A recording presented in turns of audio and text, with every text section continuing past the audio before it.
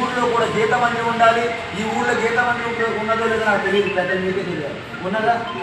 ఖచ్చితంగా గీతా మందిరం కావడానికి మీరు కృషి చేస్తారని ఈరోజు మీ యొక్క అయ్యప్ప ధర్మశాస్త్ర వారి సన్నిధానంలో మిమ్మల్ని మనం చేసుకుంటూ త్వరలోనే గీతా మందిరంకి మీరు ఏర్పాటు చేయాలని, అదేవిధంగా ప్రతి ఊరికి గోశాల ఉండాలి.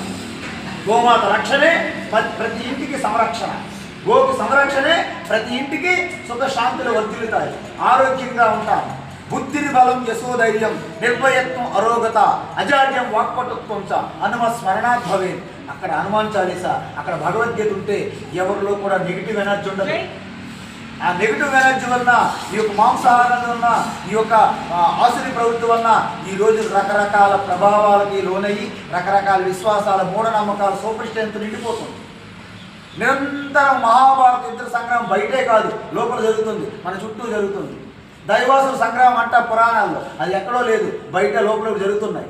కాబట్టి మన ధర్మం మనకు కేవలం మతంతో ఆగిపోలేదు, మిగతావన్నీ మతాలతో ఆగిపోయాయి. అందుకే వాళ్ళకి నమ్మకాలు ఉంటాయి. మనకి science, Bhagavad Gita spiritual science, it is a moral philosophy.